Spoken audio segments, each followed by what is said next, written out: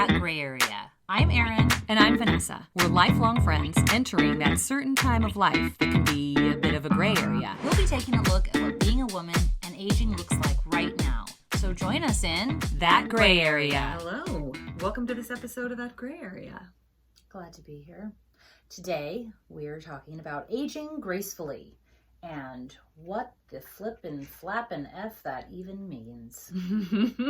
It means something different for everybody, right? It does. We spoke to a lot of people actually about this episode. We sent out a little questionnaire and asked some women of varying ages, which we will be mentioning them throughout the episode.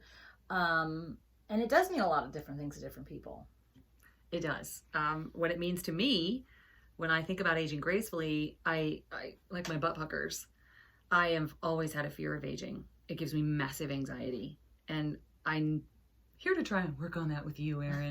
But I'm number one, I'm not a graceful girl. I fall off the step in step class. I'm klutzy and I'm big and tall.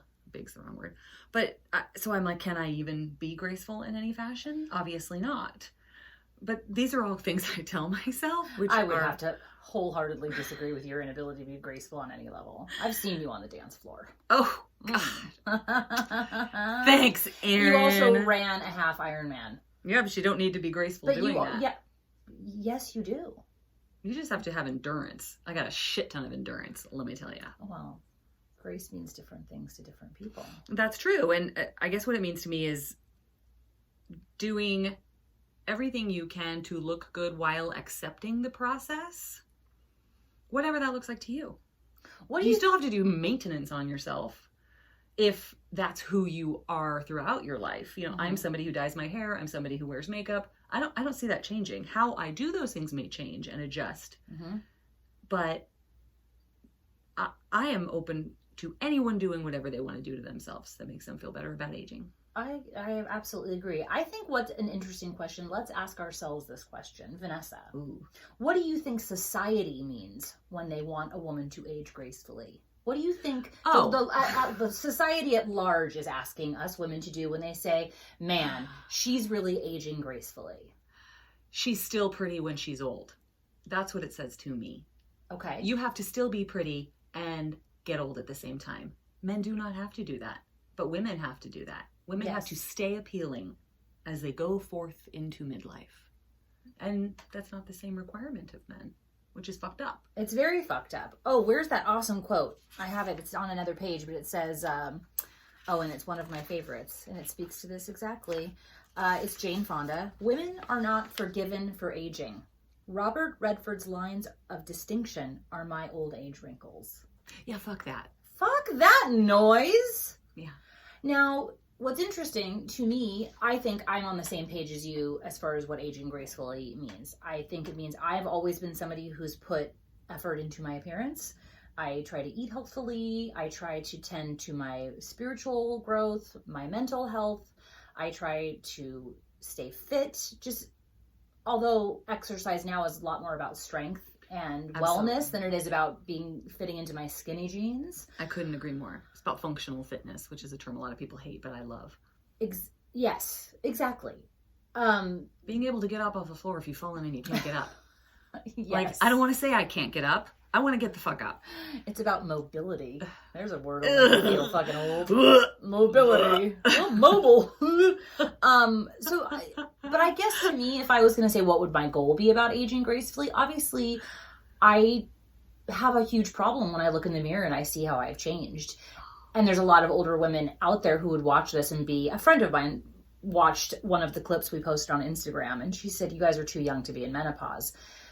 So that's one of those things that I feel that oftentimes that I'd like to speak to older women about is help us along. Don't tell us we're not entitled to our feelings of aging. Don't invalidate how we feel about aging. Just because you're further along in the process. 100%. That makes us feel bad for expressing our truths. And we're all about expressing our truths here. That's indeed. What this whole thing's about. And we are aging. I'm sorry. I'm not 25. I have a 21-year-old child. I have a 26-year-old stepchild. Exactly. Which means I can't tell you how many people I work with that I'm old enough to be their mother.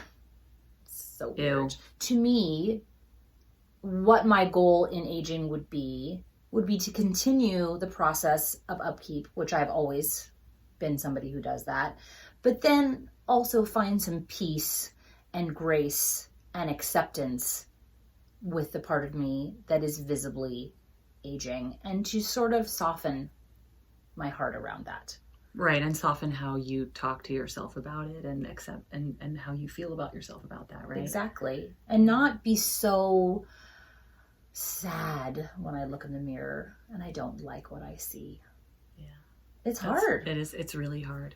It's really hard. But it's possible, right? It's possible because just like we talked about in episode 2, we got used to seeing an image of ourselves and how we looked in the raw, unfiltered, constantly Marco Poloing each other back and forth. True. So having that constant exposure of what your face looks like as you talk, it told me that I can finally get used to just how I look as I age. Mm-hmm. We don't sit there and stare in the mirror at ourselves all day. We catch ourselves in the mirror and go, ooh. Yeah. And we're at that hairy age, we're not old enough yet to where we're like, oh, I just don't care anymore and I don't bother and the mirror doesn't bother me. But we're kind of at that point, or at least I am, to where some days I will still feel really hot. And then the next day I'll be like, oh, Jesus, what happened to you? And that's such an interesting, I can feel that way within one day. Yeah. I can wake up and I leave the house. I'm like, yeah, mama's looking good. Right. And then by noon, I'll go wash my hands in the bathroom and I'm like, what happened? I was looking so fresh and plump and my hair was good. And now I just feel like, it does get harder to, I think to me, that's where the work has to come in, because it used to be pretty easy to slap on an outfit and slap on, a cute outfit or some makeup, and do your hair. You young women out there in your messy bun and your yoga pants, 22, 25 years old, you get up after a hangover, a night partying all night, and you're like, I still got it. Slap on a little, moisturizer and some then concealer. Boom, you're good to go. Yeah. It takes a lot more than that now. It does. But then here's another society question. How realistic is it to ask women to feel good about aging when we, in America, I'm not going to speak globally because there are different standards of beauty. We'll do a whole episode on standards of beauty around the world. But how realistic is it to ask women to age gracefully, or to expect ourselves to age gracefully, whatever that definition is for you, when we live in a culture that places such a high value for women on youth and beauty? I definitely have seen the tide turning with younger women, especially with the advent of social media. There are so many wonderful body positive accounts popping up, accounts that simply promote self-love and self-acceptance, and that's so great. My concern for me is that I've missed the opportunity on that. Our generation is not doing that. We missed the boat on that a little bit, in my opinion. And I think what we're trying to do here is jump on a little too late. We're like swimming behind the boat on that, in my opinion. But I do want that to change. I don't know how to be a part of it, though, because I am not a person who can simply say, screw it, I'm just going to be comfortable with my gray hair and wrinkles. I don't think you have to be. Every part of this is unfair for women in this society. Every part of it. Because if you do too much, you are shamed. But then you get the Judi Denches and the Helen Mirrens of the world. Delicious. Who somehow, whether it's genetics, I'm sure that's a bunch of it, and just the ever so subtle nip tuck fill, but it's not where they are aging gracefully. So I'm on that boat. Yeah, but it's still such a standard to have to keep up with. It's confusing to me. It is. And I think that the flip of the switch comes when it's almost like if you've gotten in your car and you're going somewhere and you realize you've forgotten something. A certain part of the distance, you'll decide to turn around and go back for it. That is, I'm still going to try and hold on to my beauty. But once you've passed that point where it's just too fucking far for you to turn your car around and go back to where you were, you just resign yourself to getting to that destination without whatever it is you think you need. Figuring it out. And so it's that imaginary line, right? And I guess that's going to be different for everybody too. I'm still at the age where I'm going to turn around and go back and get the shit I left at home. And I don't know if that's right or wrong. And I'm sure someone will judge me on it because just like you said, you're damned if you do and you're damned if you don't. But what's great is that it's okay however the fuck you see it. If you are somebody who wants to go forth into that great unknown of plastic surgery, knock yourself out. When we will talk about that. You know, at a little length in a second. Do you want to read? So we reached out to some close family and friends, and we got a couple. Thank you, ladies. A couple great quotes. Do you want to start? I do. Okay. Question was, for this particular one, what does aging gracefully mean to you? This is Zoe, who's 30. She's Erin's niece, and she's a fucking bad bitch. To Zoe, the ability to be comfortable in your own skin and loving all that our amazing bodies do for us, regardless of the unrealistic expectations society places on us. God, to have that woman fucking power, self-confidence. And Zoe, I have it now. I did not have it at 30. No. Well done, Zoe. Abso-fucking-lutely. Zoe is somebody who is funny. She's beautiful. She's smart. She's really vivacious. She's such a caring person too. She just like loves so fiercely. And she's just really body positive and really happy. And she told me once, she said, sometimes I just take, when I don't feel good, she said, sometimes when I'm not feeling good about myself, I'll just take a picture and I'll look at myself and be like, God, I look so good. Go queen. I love it. On the other hand, okay, this so now is my mom. Yes. And your mom is how old? 78. All right. And the caveat on this is my mother's always spoken to me about aging throughout my lifetime. We've had open dialogues about aging. Obviously, they've changed as I've aged and my sister and Zoe's gotten older, but it's always been something that she has shared with us. Right. With the girls in her life. Yeah. And she's funny. Oh, God. And she's beautiful. Yeah. And so what's the Paulina Poroskova? This is a good, sorry, Mom. I'm not saying you do this, Mom, but this is a great quote. No, definitely not. But I couldn't relate to this harder. Nothing ages as poorly as a beautiful woman's ego. I'm happy to say, whether I'm your cup of tea or not, I have felt beautiful in my life. I have seen others look at me and tell me that I'm beautiful and that I'm appealing to them and they like the way I look. Right. It would be really interesting if you're listening and you're somebody who's never grown up or identified as feeling beautiful in a classical sense. Is aging easier? I don't know. Is that a terrible thing to say? You know what? It might sound like a terrible thing to say. It might sound like we're trying to judge, but I'm really interested in the sociology behind this. If you have found your inherent value in something other than your looks, if you know you're a brilliant writer, if you know you're a great artist, scientist, right? You're sequencing genomes, for fuck's sake, and you don't care about your looks, do you age, quote unquote, better or with less drama than someone who identifies their worth through their beauty? Yeah, that's a serious question. But my mother was the first to say, don't let that be your only value.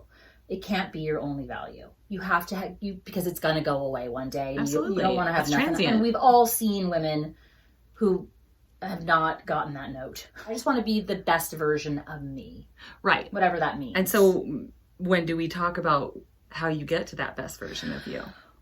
Well, what's okay, what's not okay. This might be a good transition. This is what my mother said. For me, aging gracefully seems like society's way of saying act your age. It feels as if there's an imposed set of rules, suggesting that women should slip lightly with a resigned but sweet smile from one stage of life to another without resistance or complaint, welcoming demurely the wrinkles, gray hair, aching joints, loss of credibility in the workplace, and society in general, and on ad nauseum, without being totally pissed off at some point about the whole process. Preach, sister. My mom says she would prefer aging mindfully. I like that. I will say I have never slipped lightly anywhere in my life. Slipping lightly, this 5'10" woman, I do not slip lightly. I would go kicking and screaming. And I think that's what my mom's trying to say. Like, wait a minute. So we're just supposed to accept everything and not, even though we're held to this different standard than men, we should somehow find this perfect balance where we're serenely going from one stage of life to the other, which would then bring us to, do we embrace our age or do we fight the aging process? And for that there is no one right or wrong answer. We have girlfriends who are like, nope, no plastic surgery, no. We have friends who are like, do whatever you fucking want to do. So that would bring us to embracing age versus fighting the aging process. So as we've established, it's a struggle in the sense that there's many levels to the struggle. Yes. So the only thing I am at peace with about aging is the roles I get and I get to let go of. I like getting older in the fact that I am a little bit more of a matriarch of my family. People tend to listen to my opinion more. At work, who I am carries a little bit more weight than say it would have in my 20s. I like that. I really like that. Yeah. That's, and that's something that I kind of hold on to and cling to. I wouldn't say too much, but it almost tempers the balance of, okay, I might not look how I used to look, but I'm certainly respected more. And more importantly than that, I have far more self-respect. I have far more love for myself, more acceptance, more grace over my faults and foibles, be them physical, emotional, mental, whatever. I just forgive myself for being imperfect. And because I see the value of my life's whole, I see where I was and I see where I am now in relation to that. Yes. And that gives me pride and joy. Absolutely. So that's a good part of it. Yes, absolutely. I would say so many women, if you can divorce the physical from the spiritual and mental, they would say they're so much happier at this stage in their life and moving forward because you lose your bullshit filter. Oh, your give a fuck gene. That's what my mom calls it. And so I know I've been through enough shit and survived it to know I got this. I can handle a lot of stuff in my life and I'm super strong. And I really do like what you said though about just being kinder to myself. I'm a lot nicer to myself and a lot gentler would be probably a better word. I can attest to that because you would beat yourself up so hard, or when you would at least share those moments with me, because it's just a quiet struggle when you're angry with yourself or when you're beating yourself up. You don't sit there and share it with the world. But you would share that with me sometimes about how hard you are on yourself because you often, as you've mentioned before, present this very perfect facade. Everything's fine. Everything's great. Life is beautiful. When on the inside, you're raging and struggling. And that's where you and I are very similar. Yeah. I will always present my best face forward. Everything's fine. I'm fine. I don't have any feelings about this. I don't have any feelings about aging. It just is what it is. No. Inside, I'm kicking and screaming the whole way. And I feel really lucky in my marriage in that my husband is somebody who is, he leers at me. Oh, that's so hot. Leers. So that's really helped me feel sexual still, sexy and sexual. And that's, I think that's fertile. Well, that's, right? Yes. Oh, so as we were doing research for this episode, one of the things I read is that the reason why it's kind of in our DNA, men don't need to look young to have a partner. They don't need to look young to be considered fertile or viable as a father. They need to look strong and they need to look capable. This is like what's in our DNA. But women, we need to look fertile. We need to look young and nubile. Like we can make procreate some on the fucking planet. Babies. Absolutely. And that's not fair. I'm a Libra. Our symbol is the scales. We're all about balance. And to me, everything needs to be fair. It doesn't need to be equal. That's different. What's the difference between fair and equal? Equal means both of your shared experiences are honored in celebration of rather than despite the differences. Okay. You talked about leering a minute ago with your husband. One thing we can all agree on is leering by someone who is unappealing to you is gross. Indeed. And scary. Yes. And repugnant. Of course. But I want my man to leer at me. I want him. I want him to be a predator. Yeah, I am the prey. Only him. He is the predator, right? Yes. And that's wired into our DNA. And that is something that I don't know that we necessarily still honor. We want these, obviously we want to teach our men to treat women with respect, but at the same time, like, how do they effectively communicate those urges, which again are hardwired. Mm-hmm. And that is a dance that they have to deal with that is maybe a little bit difficult for them. Absolutely. And then women being the seductress, because we are the gatekeeper. Even when the gate could stay open all the time, ain't nothing going to happen because we're not going to get pregnant. Gate's always open. But I think honoring that too, that men also like to be, have you seduce them on some level too. Oh, wow. Right? God, I'm really bad at that. I'm not a good seductress. I'm a good seductee. I'm easily charmed by my man. I will say that. I don't know how good at it, but I give it the old college try. There you go. All right.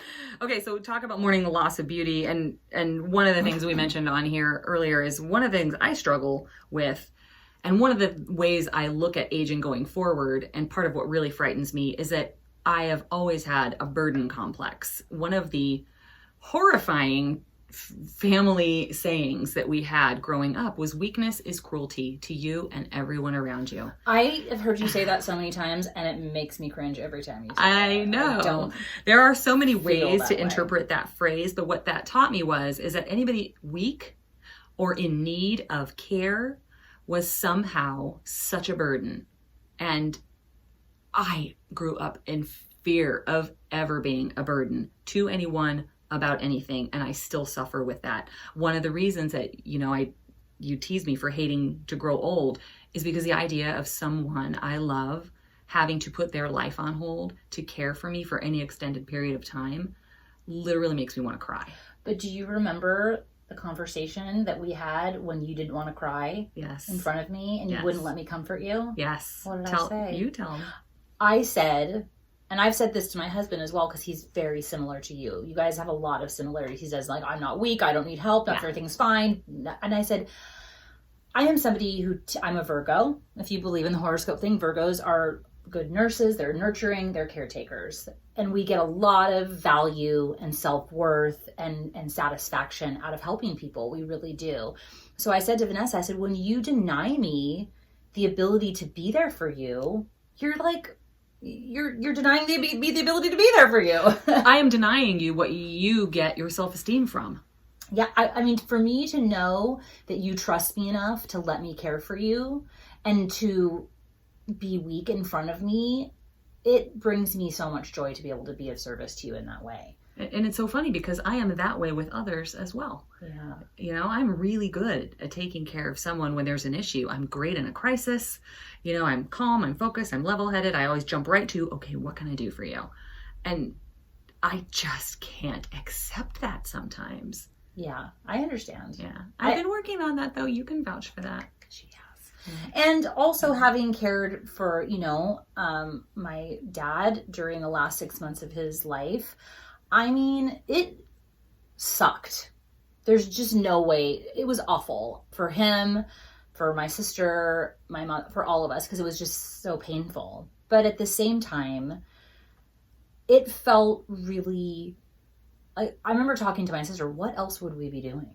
Like, of course, that's what we're going to do. Right. He's our dad, and we love him. But I would say I still want to honor that fear. I think that's one thing our friend Samantha said. I don't think I wrote it down here, but she said the one thing she fears about aging, she's a very active person. She's very sporty.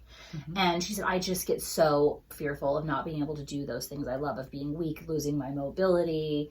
That is terrifying. Absolutely. And that's not even, so that's not even about the beauty aspect of it. That's just about it's about your dignity. And your virility on some level. Yeah. There was a woman I follow on social media, and I wish I could think of her name right now. She did not start working out until she was 72 years old. She lives in Tulum, Mexico. And she just looks so amazing. And I just think, to me, moving your body on some level, whether it's 10,000 steps a day or yoga, my mom does chair yoga, whatever you can, to me, obviously the physical benefits of any kind of movement is so beneficial to aging. Yes. But the mental benefits, I feel, obviously, in many ways, they outweigh. If I was in a bad mood, my son would literally say to me, Mommy, do you need to go for a run? Yeah. You're happy when you come back for a run. And just finding what that is for you. For me, if I could afford it, I would do Pilates every day. It was something that was like a mental, physical, mental, spiritual combo that really spoke to me, and my body got so strong in ways that I never could imagine. But it's real expensive, everybody. It's dumb. And then we I'm did. too cheap for Pilates. I just love it so much. But I would say movement is, that's what it was. Studies show you have the ability to build muscle even if you've never worked out in your life, no matter how old you are. Whoa. And I think you and I both agree that after our initial foray into running and cardio, we both found we migrated slowly into strength training, HIIT classes and things like that. Shout out to Grisha and Gigi. Yes. We miss you during COVID. Whatever kind of activity you find, do it for your mental health if nothing else. It's so great. So that's one way that Vanessa and I agree that we will fight our aging process. And it's just smart. Yeah. It's just good business, people. It really just is. Good biz. Like, get out there. I mean, I was really proud. My mom was never somebody, my sister does no physical exercise. Well, that's not true. She's on her feet all damn day. What am I saying? But my mom never did any kind of organized exercise. Nor did mine. Growing up. So I didn't really have that role model. But I'm proud to say that my kids have seen me do that, and yours as well. But now my mom is doing the chair yoga all the time. My mom's been doing Zumba on Netflix. Really? Yeah. I love that. Oh my God, right? It's so badass. I'm like, go mom. Yeah. So move I'm not going to tell you what to do, but if you did nothing else, move the bod. Yeah. Just Thank God. My boyfriend is such a step Nazi. He is religious about his steps, and he's religious about his steps, and he's religious about his water intake. And just by dating him for the last 6 months, I've been really, really good at both. So shout out to the boyfriend. Thank you. Yeah. It's good. It makes a big difference. It really, really does. And then now we did some what about with makeup? This is the way people fight the aging process. I find I wear way less makeup than I used to. And I also find that since COVID, I don't wear I'm wearing makeup now because I want to look nice for the camera. But I have saved so much money not buying makeup. I think I haven't bought anything since March. Not one lipstick, not a mascara. No, I did. Nothing. I bought a couple eyeshadows. Nothing. Yeah. My eyeshadow purchase is actually to combat signs of aging. I also don't wear nearly as much foundation because I just find it settles into every fine line and wrinkle that I have. And if I wear lipstick, it goes up into these little lip wrinkles I have. Which you've never smoked. It's so weird. I've never smoked, and I have total smoker's wrinkles all around. You're giving a lot of blowjobs. I'm just kidding. We can cut that. Sorry. It's a joke, and I'm here for it. So I find that less makeup from a distance makes me not look my age as much. And the shadow is because my eyelids have grown so puffy and so far down my eyeballs that there's no delineation between my eyes anymore. So I often will pretend that there's a crease there. Yeah. So I will draw it on with dark shadow to look like I have a crease in my eye. I love makeup. Personally, and we're going to do an entire episode on makeup. I'm so jealous about people who can wear lipstick. Number one, as I age, my top lip is disappearing, which is similar to our friend Lisa. She said the same thing. That she did. This whole thing's kind of going away. And so when I put lipstick on, it just looks like a little thin line. What's so interesting, I was reading something because we had both been doing research for this episode over this past week, and I texted Vanessa. I'm like, dude, we could do an entire episode on makeup and makeup culture, because one of the things I read, they said, now there's this whole makeup free movement, like Alicia Keys. She doesn't wear makeup anymore. She's so fucking I think she's wearing it again. Is she? A wee bit? I think sometimes. Yeah. I could be wrong. But they said even then, you don't have to wear makeup anymore, but you better look perfect. Right. Dewy skin. So what's next? So that leads us to plastic surgery. Indeed it does. Whether or not to not nip, tuck, inject, peel. And we'll skip going gray because that's going to be a whole nother episode as well. Oh yeah, that whole gray movement deserves its own. It really does, episode. And it's very divisive. Oh yeah. But I'd like to say before we move on is that I like to see the trend. I like to see people. Hey, if that's you, you do you, boo. I agree. Men have been going gray and looking like silver foxes forever. I agree. Let's see some silver foxettes out there. Okay, I'm going to read you a quote from one of our friends about plastic surgery. Okay. As we move into that. So this is a more controversial aging topic. topic to fight it with plastic surgery. Our friend Samantha, 40, she's the one I said was very sporty and very fit. And she's got a banging body. Yeah, she's so cute. She's adorable. Seriously. And she's just got really great style. Like, she always will wear a dress shoe combo where I was like, I would never put those two together. And you look so, I don't have Good that. job, Sam. I don't have that gene. I just don't. She's got a really fun, good sense of style. I love it.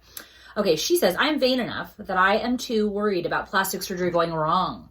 Sure, I would love to do some tucking or filling or whatnot, but not at the risk. But I'm still only 40. Ask me again in 10 years. I am completely fine with other people doing it as long as they're doing it for themselves. I also just want to interject what our friend Lisa said about it too, and I'm paraphrasing here because I don't remember the quote, but she said, maybe if I had a year's worth of savings, maybe if I owned my own home, if I had extra money to spend on that, I would consider it. Mm-hmm. But other than that, I think she thinks it seems just very like a poor financial decision.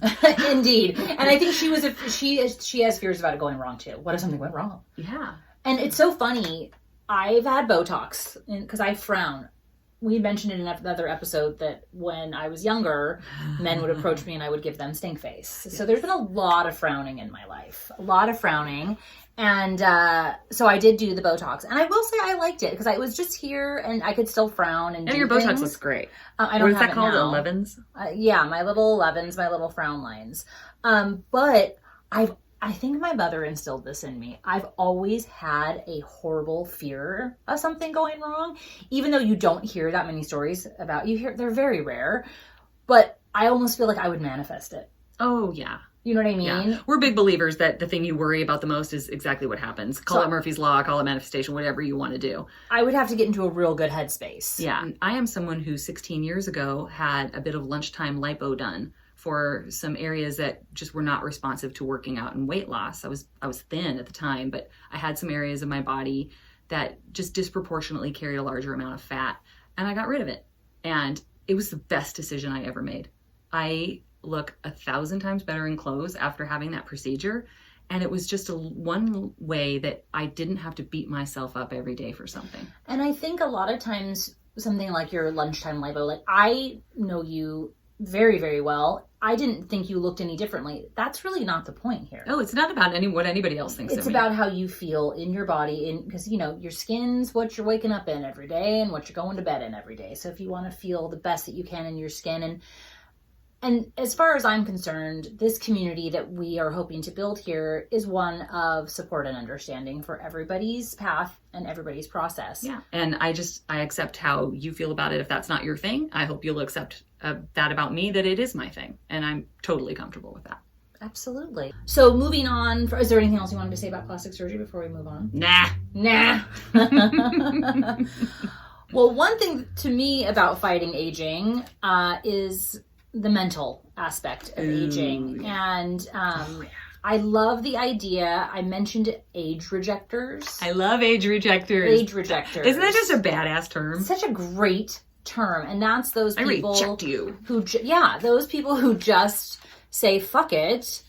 I may be 50, 60, 70, 80, 90, but I'm living. I am growing and I'm living until there is no breath left in my body. And you mentioned in one of the last episodes that that's a conscious choice that you witnessed yes. throughout your life, that people actively choose to be that way. Absolutely. My mom's somebody who put that into my brain. So at a young age, when we were working at the coffee shop, this was something I was already thinking about in my 20s. And I remember we had a lot of older clientele. And there was just some people who would come in and they were just vivacious and really interested and loved all the young people that worked there and we loved talking to them. And there was one guy, Dean, and he was just the coolest old dude. And he was just really nice. He wasn't weird or creepy. He was just so great he treated us all like his grandkids.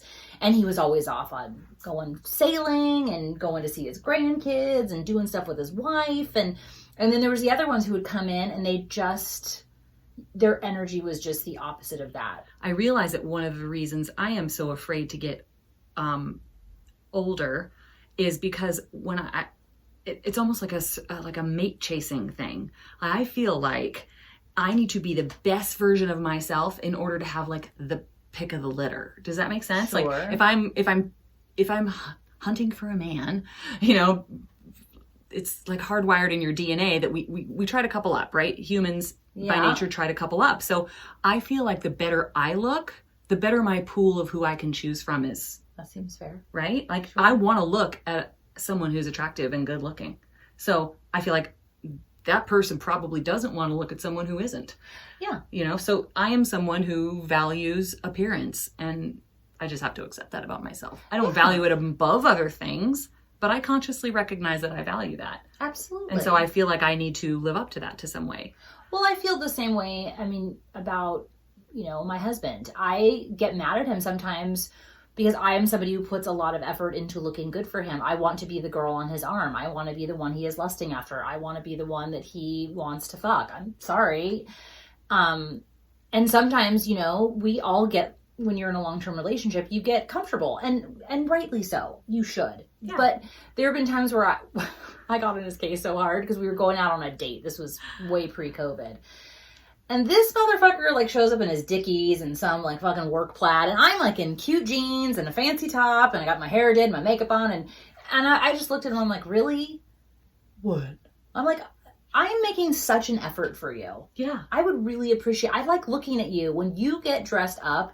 This man can wear some clothes. Mm-hmm. So I think that we are visual creatures. So I think there is something to be said about trying to look your best. I don't think there's anything wrong with that. I don't think that means you're not accepting your age or aging gracefully. It's just always trying to do your best. And I would like to think that part of getting older can be heightened, and there can be an acceptance level there if I'm still pushing myself to do new things, going places, and not just getting so comfortable that my life just becomes settled in this day after day after day routines. What is your take on the mental aspect of aging and how to stay youthful? How to stay youthful is everything you said. And obviously that can vary depending on your economics. It's easy to see, hear Dean from Anna Miller's going sailing and taking his family on vacations. That's not necessarily a reality, but it's also not necessary to be that type of age rejecter.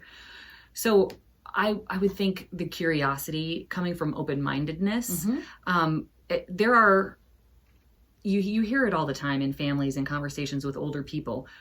Young people will have a big idea and older people immediately reject it. They think that's a terrible idea because it comes from fear. It comes from we're settled in our ways and we're not willing to change more than we have already changed going through this whole great big life of ours. But I think those who live in with open mind and open heart and acceptance of change generally fare better. Yeah. So I would really just like to come from a place of curiosity going forward. And it's really funny. We've mentioned my friend Trish a couple of times throughout our first few episodes, and she's somebody that I just love the shit out of her because she's great. She's very smart. She's very wise. She's very kind. She's very loving. But as far as her aging goes, she's just like the youngest person in the room half the time. She's so full of life. She's so fucking funny. She's so irreverent. And she just doesn't accept that she has to look a certain way or act a certain way or be a certain way because she's a certain age. Yeah, I would say my mother is exactly the same. I just love that. I do too. I've brought her onto almost every show that I've worked on. And here's the thing about aging that really sucks is that, and I'm not saying this out of turn, Trish and I have talked about this, aging in a lot of industries is really difficult because, you always have the younger people coming up. So yes. I've always had to brace people. Okay, she's older, but you need to give her a chance because she is so good. She's so good at what she does. I trust her beyond anybody else, and she'll work. And because of her age, she will often feel as though she has to work twice as hard as anybody else just to prove herself. And isn't that the way of women? It sucks. But the first day on this last job when I hired her, and I told the supervising producer, who was 31, she's a doll. Total doll, total wonderful, lovely human being from Kansas City, Missouri. So great. But I was like, please give her a chance. Although then Trish shows up in the coolest leather jacket, and her hair is just silver and incredible, and she's so fucking cute, and she's got the coolest boots. I mean, she's just a cool chick. She's just badass. And she doesn't, you know, I was like, I would wear every outfit you wear. Normally, I would say her normal outfit is her Birkenstocks. She's such a hippie. But anyway, I just love, that's one thing I love about Trish, is she is definitely an age rejecter. She dresses the way that she thinks looks cute and cool. She does her hair. Her hair was pink up until like a year ago, the bottoms of her hair. And she's in her 70s. She just turned 70. But what's interesting is she seems to have found that balance of, she looks her age. 100%. She is not trying. Well, she looks younger than her age. Well, but you know what I'm saying, though. She doesn't. She's not trying to look like she's 35, right, or 55. I mean, she just looks. So she looks like a woman, an older woman, but she's just found this great way of just embracing. She's remained vivacious. She's remained appealing. She has remained somebody that you want to look at, and be in a room with. And she's just really. She hasn't disappeared. No, and not at all. And that to me is a big goal. I don't want to have to feel like I have to stop acting a certain way. I said that to Skylar once. I'm super dorky and goofy. Me too. And I said, should I start? Maybe I should be more serious. And she was like, no. She got real mad at me. I can't believe you would even ask that question. Because I was like, sometimes I just think, okay, so sometimes when I'm at work, and I'm often the oldest one there, and I'm often the goofiest one there. And sometimes they're lucky to have you. Well, because I'm comfortable in my own skin now, I will just say and do and like the boob grab, okay? Right? So this is when I get nervous, I will sometimes grab my breast. It's like an unconscious thing I do. I don't know why I do it. What episode do we talk about that in? Oh, the sex episode. Yeah. There's actually a clip of us discussing her boob grab on Instagram at that.gray.area. It's funny. But there's just part of me now that's like, look, this is me. And this is who I am. But sometimes people don't exactly know what to do with that. Yeah. But that's okay. That's their problem. So I guess that's where that came from. Like, do I need to act a little bit more mature? Oh, okay. Because I'm very mature. When you're supposed to be. I've got my shit together. Totally. But No. I'm so dorky. Oh, God. My poor husband. Far dorkier. Anyway. Okay, we have to wrap it up. We talked way too long here. Yes.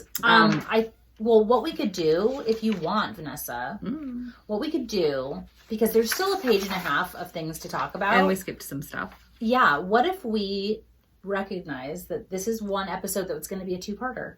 Absolutely. This was going to be our Aging Gracefully episode 1, part 1. Okay. Do you like that idea? I love that idea. So should we sign off? We'll sign off. And say thank you for joining us, because we will go on. Okay. Can I just close on one quote? Yes, please. This is from my friend Lisa, who I ran into on my walk this morning. And I told her what we were doing and what we were talking about. And she said, what people don't tell you about menopause, the best kept secret is that this is the beginning of the best time in your life. I love that. And she said women 45 to 65 are always classified as the happiest age group of women. Well, howdy do. I love it. Yeah. And then I'd like to, I wonder about some of our older people. Would they agree with that? Ooh. I don't know. My mom, your mom. Talk back at us. Let us know. And tune back in for Aging Gracefully episode 1. 2.0. Yeah, 2.0. Aging Gracefully 2.0. It's coming up next. All right. Bye. Bye.